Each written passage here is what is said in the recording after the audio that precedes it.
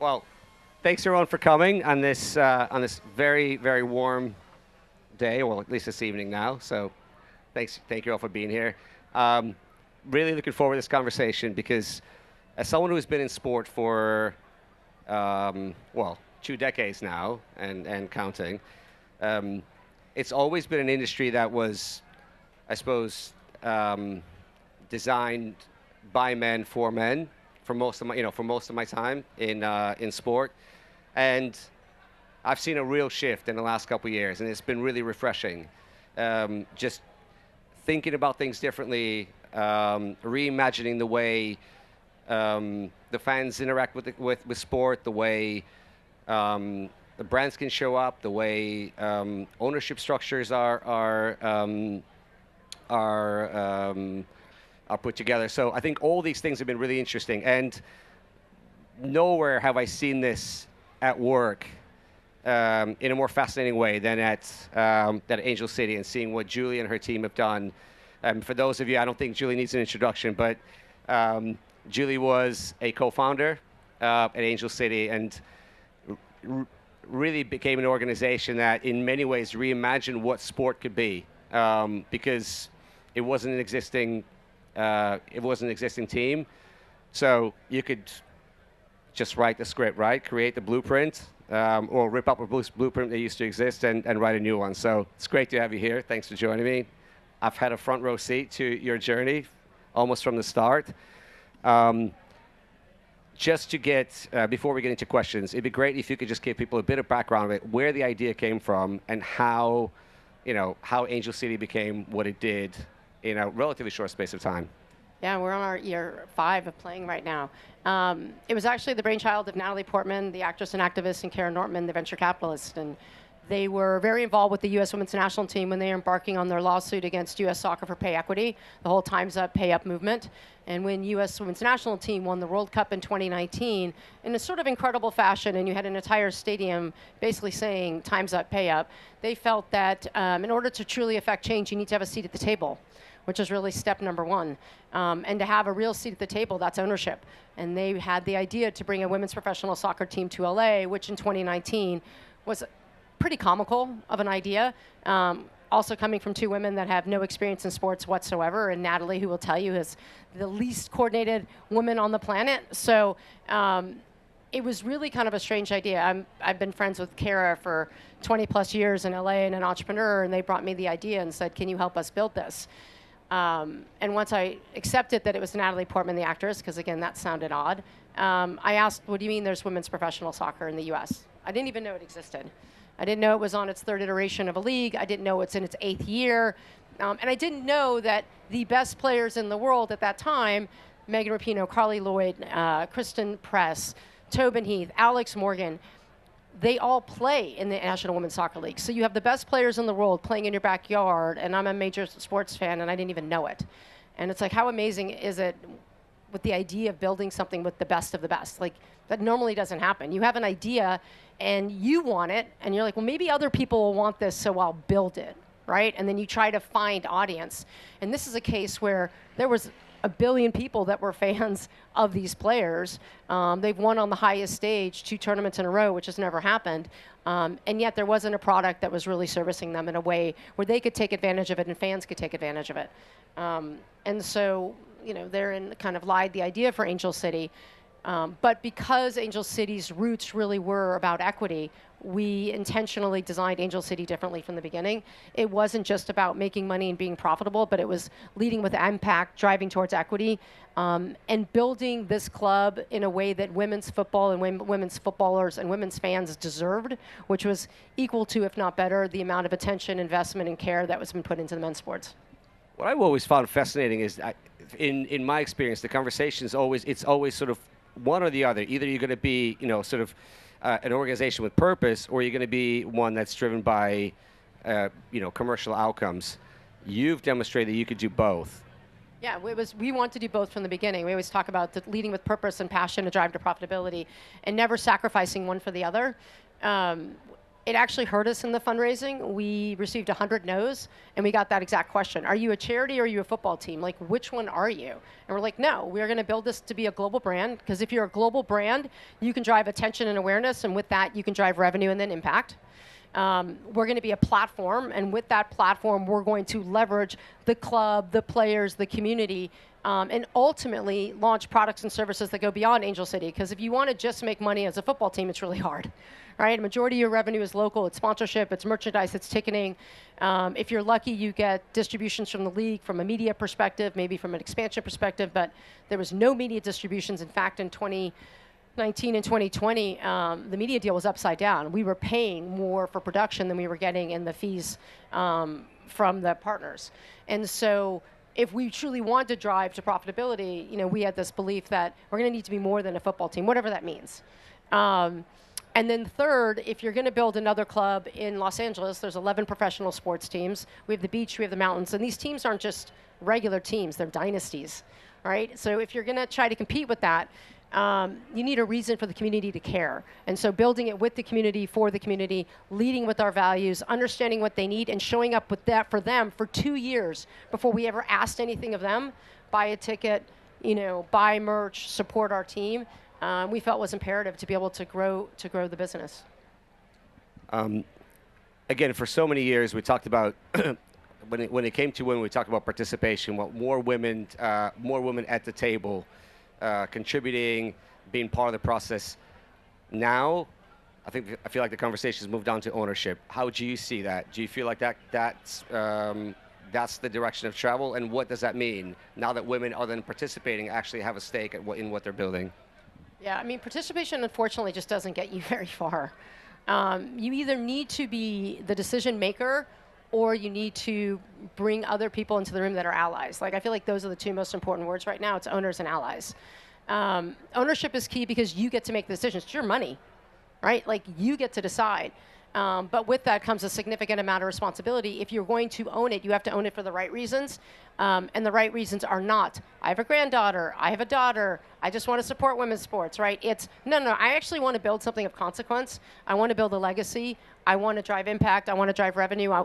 Yes, I want to be a role model for future generations. But that is a side benefit of building something that people care about, right? You talk about the New York Knicks because of what they've accomplished, right? 52 years, they finally won. Look at all of their investment and their time and their storylines. Like, you talk about what they've built, right? And we're still in the age of talking about women's sports as being women's sports. I know this question comes later, but we have won when we're not talking about women's sports or women's sponsorship. We have won when we're talking about legacies and dynasties and valuations and new owners, right? When you're talking about whatever, New York, fucking Gotham has already won 2 championships and maybe they've won 5 and now they're like a dynasty. Like, that's when you're winning, right? When you're talking about what they've accomplished, not what they are. When you look at the sports business, you've been an executive in the space for a long time. What's the one rule that feels like it's been generally accepted by people, but is actually completely untrue and is unhelpful? I love this. The one rule is like, I love sports, I played sports, so I would be a great sports executive. Like, that is just not true. Like, sports is a business. Like, it is truly a business, and you have to know business. You have to know how to build community, how to build brand, how to drive returns, how to drive revenue, how to build a club that makes sense, right? How to tell the stories of your players in your club and your community to then drive fandom and sponsorship and media attention. I'm seeing a lot of people that are starting to join sports because they love it and they're fans, and they kind of treat it as something they love, versus this is actually a business and there's smart business decisions and smart investment that needs to be made. And those people, I have found the biggest challenge is that they're not curious, right? So if I play sports and I love sports and therefore I know sports, I don't ever have to ask any questions. Right? And it's like, if you don't ask questions, you're actually going to continue to repeat what you've seen. And historically, I would say pre-AC, before Angel City, if you repeated what you saw, women's sports would still be an inferior product in every way. right? Players wouldn't be getting paid what they want. You wouldn't have high attendance. Sponsors wouldn't care. Media wouldn't be ponying up hundreds of millions to billions of dollars if it's the WNBA for it. So they're thinking they know results in a lack of curiosity, and a lack of curiosity results in a lack of innovation and creativity that all businesses need today, but certainly women's sports. You talk about, so you mentioned valuations and driving commercial outcomes. A lot of conversation still to this day is that women's sport is undervalued. At what point do you think women's sports becomes expensive, or at which point does that conversation move on to that? I mean, we are undervalued. We have, if you look at it just from a statistical point of view, right? Majority of women's sports fans are women. Women control the purse strings in the house, right? They understand where the money gets spent. Every single business here is trying to attract women and women dollars, and yet we have a product that's made for it, right? But it's undervalued because it hasn't been valued. Like, that's kind of the rub, right? It's like, you can be mad at people for saying it's undervalued, but have you built something of value that they perceive value in? And the answer historically has been no. Right? You and I talked about this today. Take a club like Chelsea in the WSL, right? They're exceptional, right? Under Emma's reign, they won, 10? Back-to-back championships? 8, 9, 5, doesn't matter. Not 10. Right. But, they're consistently at the top of yes, Mr. Arsenal. But the point is, like, you look at how much money Chelsea's spending on players. You look at how successful they've been on the pitch.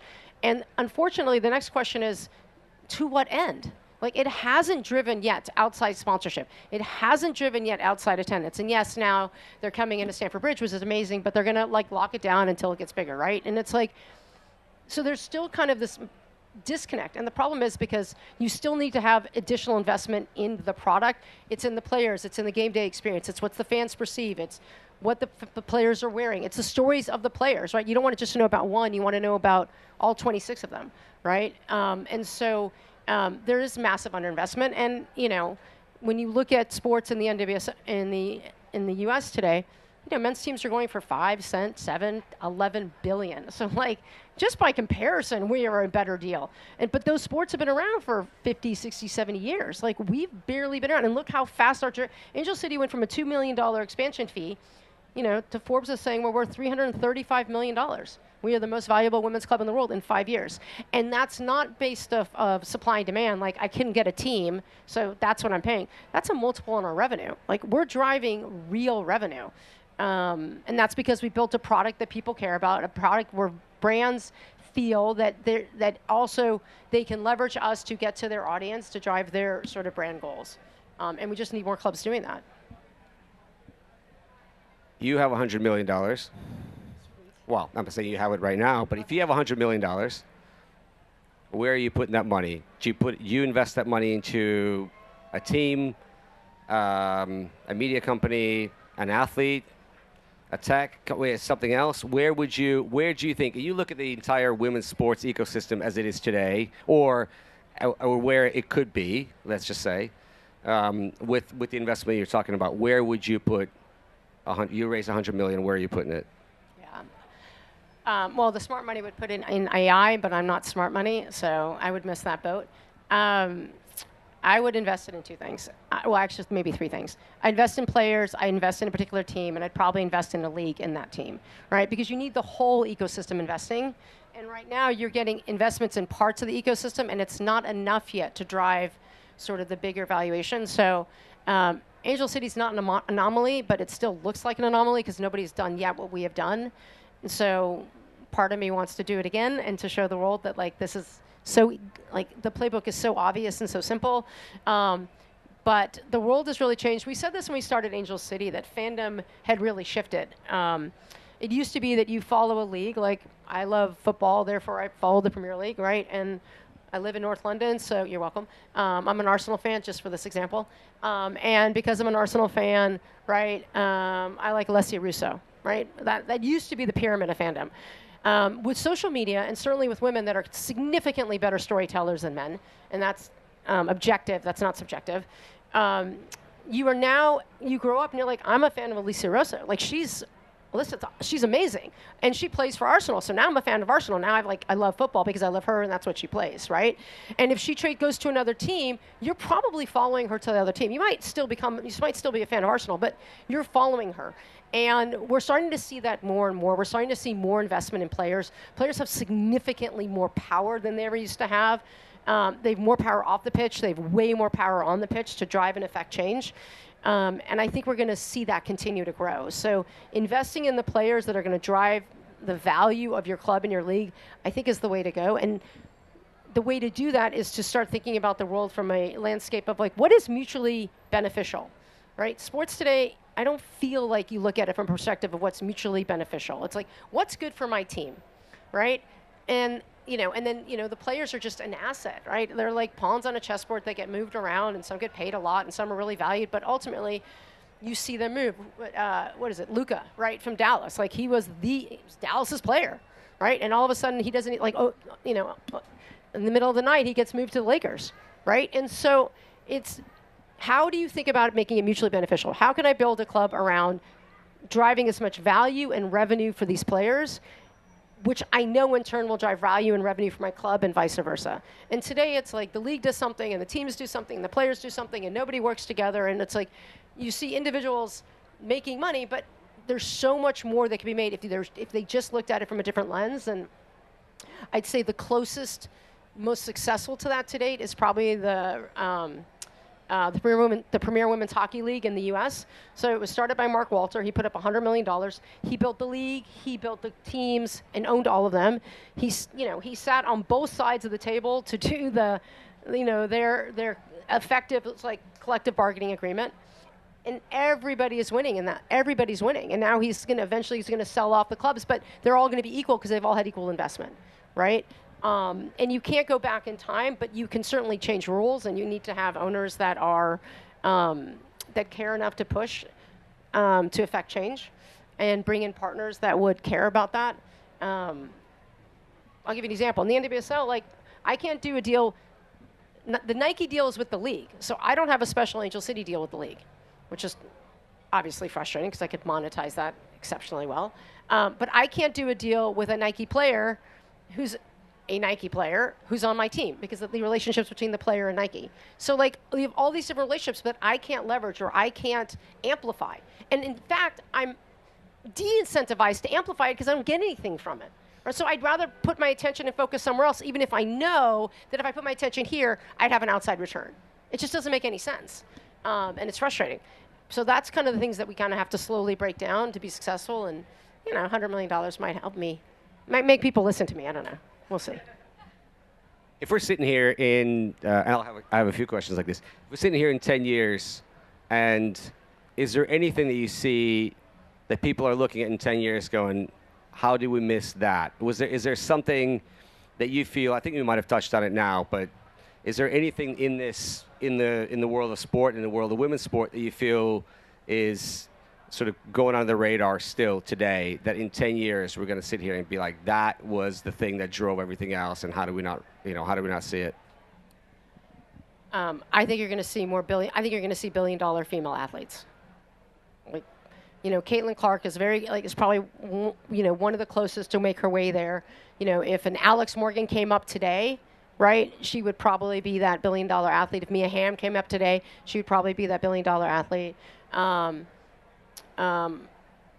Alexia Putellas is interesting, right? Because it's like I mentioned U.S. players because we just know how to commercialize in a way that the rest of the world doesn't do yet. So maybe, but I think in 10 years you're going to see a lot more billion-dollar female athletes because what women are so good at is putting their, for better or worse, but we put our entire being out there. Like, I'm not an athlete in my entire life as an open book, and it wasn't necessarily by choice, but then you kind of have to lean into it. But, you see, women can take advantage of what they do on the pitch, right? They, again, are incredible storytellers. Now you have, those that are into fashion, right? Like the walk-up, like the walk into the stadium. It's a runway show now. It's significant. They plan their outfits. Like there are multiple outfits because what my players walk in is not what they're wearing after the match.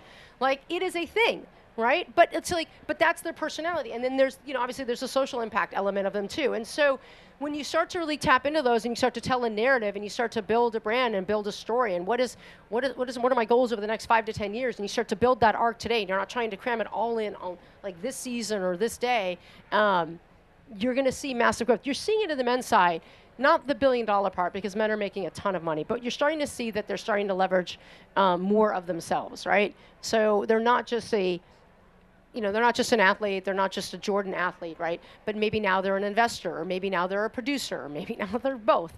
And I think you're going to start to see more and more on that of the women, from a women athlete perspective. It's been fascinating. By the way, I think you're spot on. I think we'll sit here probably not in 10 years, in a couple years, and the whole, I've been watching for some time. I think that's the direction of travel. I think we're seeing it with male players, and I think once women, and we're seeing that now. A lot of female players are taking control, understand the opportunity, understand what they can do if they just organize themselves. Talk about one of not many, and your thesis behind that. So Misha launched his new business, just a couple weeks ago? About a month ago, yeah. Yeah, one of not many. Look, I mean, in short, I guess the idea is how do you actually build enterprise around an athlete? And my thesis is very simple: is that in the traditional agency world, athletes or talent are a number on the roster, and it's impossible to build long-term enterprise value when you are a number on a roster, whether you're one of 20, one of 200, one of 3,000. So you could potentially make some short-term, create some short-term opportunities, but you will never build any long-term value during your career and beyond your career if that is how you're, in my experience, from what I see, and that's the thesis. So, and when I watch all the sort of male, female athletes that we really admire, that's what they have in common. They've built around themselves. They curate around, they say, hey, I want someone who understands, where's the world going? Okay, business, IP, media, so on. Who understands that world? Who understands me? Who can curate that? And I think that's that would be, it doesn't mean that there's no role for other agencies, but I just think increasingly athletes will take more control of their future and their journey, and they'll say, this is what I think the opportunity is, and I need people around me who can curate, who can orchestrate that. So I'm with you. I hope I'm right, but I think we've seen enough. I've seen enough in that space to understand that is that's the opportunity. But coming back to women's sport, I'm curious from your perspective, do you think that the reason women's sport has become so big or has grown so much in recent years, because we've been, I remember talking about this for years and thinking, why hasn't it yet? Do you think the culture, we reached a certain point in culture where women's sport just sort of rode that wave, or do you think that women's sport at some point became, sort of changed culture? So which came first? No, I think Angel City changed women's sport. Yeah. And I don't know. I say that kind of... You're not wrong. I say that facetiously, but in some ways, I mean, if 2015 was every women's World Cup has broke records. Every one. They broke attendance records. They then break viewership records. They then break merchandising records. Every single World Cup, at least since 2025, has broken records. And so there should be, if women's sports is leading it, then we should have been here years ago, right? But it doesn't, because again, the domestic leagues aren't investing in telling the stories the way they need to, right? So you're seeing, this incredible play. You're basically validating the fact that these are the best athletes in the world. It is exceptional soccer. It is so fun to watch. You're so passionate. You care. You've memorized everyone's names. You're all in, right? It's over. You come back and you're like, I want to go experience that again. I want to go see that. And you go to a stadium and there's 500 people or 1,200 people, right? And the best players in the world are fragmented and scattered over 6 leagues around the world, right? So you're not getting the best of the best. You're not getting the best experience.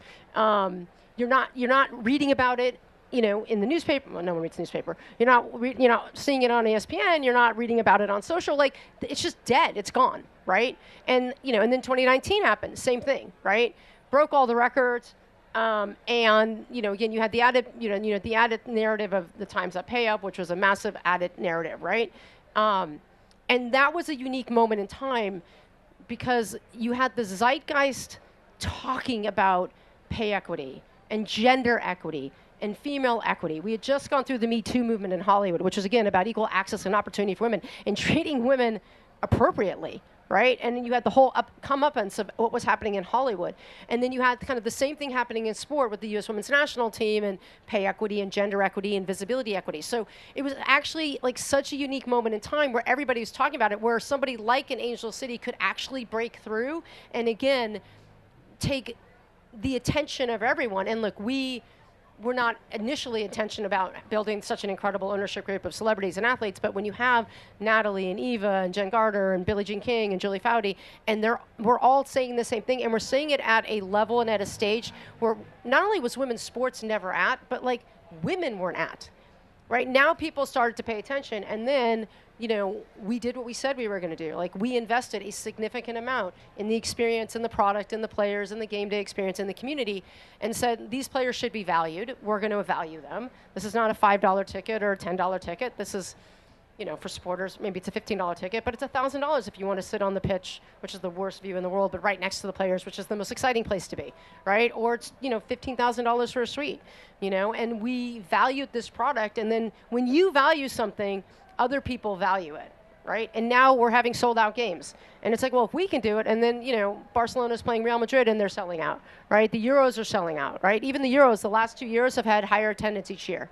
And so we sort of started momentum. And then, again, you also had, at that time, we now had Just Women's Sports coming up, and we had the GIST coming up, right? And we had Goal coming up, so we had a lot more content about women's sports. And then the NWSL does a massive, which sounded massive until the WNBA, but a $240 million deal where now we're on CBS and ESPN and ABC and Amazon Prime. Now there's greater visibility. Now you have the Champions League being covered by Disney Plus, right? And so, the ball is now rolling, but unless we continue to invest in the actual product, the product being the players, the game day experience, and the fans, you're not going to get to that next level. And, you need that to then justify the broadcasters spending more money. You need that to justify the sponsors to spend real money. I don't remember the question. Okay.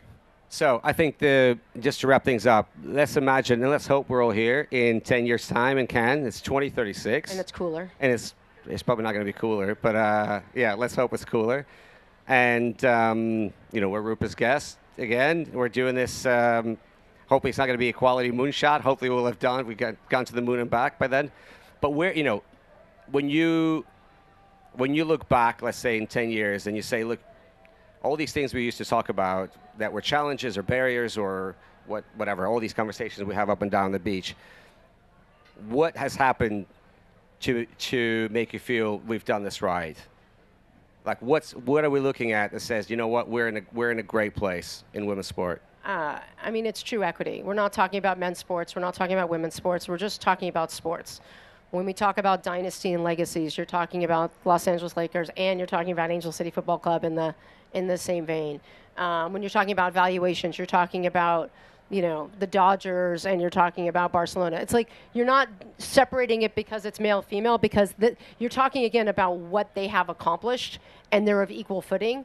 It might be 1 billion versus 10 billion, but that feels like it should be in the same conversation, right? That's what it would be. It's just it's not women's sports, women's equity, women's empowerment, women's sponsorship. It's just sponsorship. It's just sports. It's just equity. And the panels are equal, and the clubs we're talking about are equal. And it's interesting. Even in these 5 years since we started Angel City, I don't have to convince people that women's sports is a thing. I think that's massive in 5 years. That's a given now, right?